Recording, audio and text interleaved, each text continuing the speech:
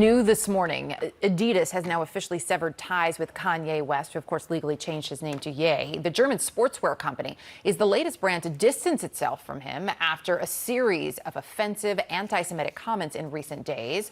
Let's get a closer look at where things stand this morning. CNN chief business correspondent Christine Romans and CNN senior media reporter Oliver Darcy are here. So Christine, one of the things that was interesting is we have heard calls for days. It was, I believe, last Thursday that the ADL came out and said, hey, Adidas, where are you in the wake of these comments? Because after he wore that White Lives Matter t-shirt, it was only a couple of days before they said, we're reviewing the partnership. Is there any idea why it took so long for Adidas to say anything? Well, and for a while there, it was Boycott Adidas was also trending as people were really discussing this. Look, this is a long-term partnership between the two, going back all the way to 2013. And Kanye West, I mean, he is a billionaire, according to Forbes, in part because of the tennis shoes that he sells that are with Adidas, this partnership. This is what Adidas is saying about terminating the partnership immediately now. Adidas does not tolerate anti-Semitism and any other sort of hate speech.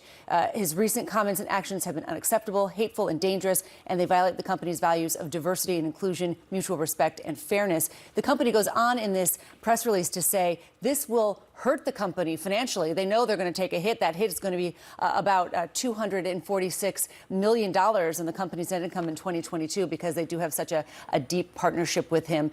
No word if they're going to pull the products. I think that's interesting as well. And you know that he's had a sort of a divorce, a messy breakup from Gap as well over, they say, you know, differences in management opinions. Unclear if they're going to be pulling any of that merchandise either. I mean, I found some online this morning. Right. So it's still for sale. Whether that changes and how that all shakes out, we'll see. Oliver, as I understand it, you actually just heard from the ADL. Yeah, the ADL is praising Adidas for taking this step. But I think if we look backwards here, this really did test businesses and show how much hate they were really willing to tolerate before cutting ties with West. It wasn't like he is making these comments in private and a news organization reported it out. He was going on these anti-Semitic rants in broad daylight. And it still took a couple weeks for these companies to cut ties and end their relationships with Kanye West. And I think the second question here is, where does Kanye West go from now, or go now? You know, it's hard to imagine other businesses are going to want to partner with him. And so the question is, where does he go? And the only business that's welcoming him with open arms right now is Parler, and that's this social media platform, which is a hotbed for right-wing extremism. And so it's really a tremendous fall from Kanye West, someone who's a cultural sensation. People grew up listening to his music, and now he's got, you know, just tens of thousands of followers on this really radical website, which he says he wants to buy.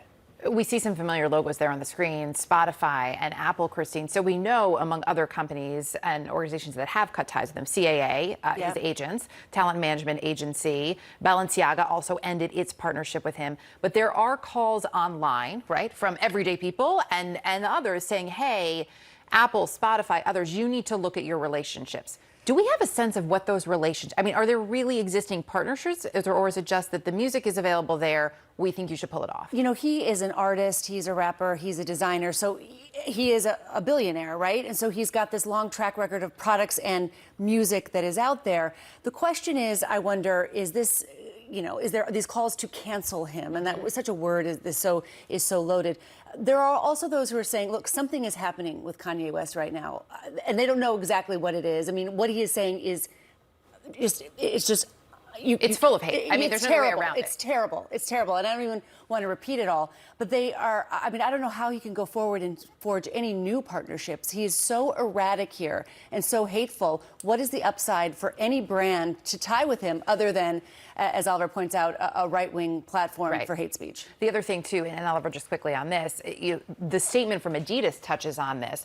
Consumers have certain expectations, and I would say even younger consumers today are really holding brands to account when it comes to living up to what they say are their corporate values, right? And their efforts at diversity, equity, and inclusion.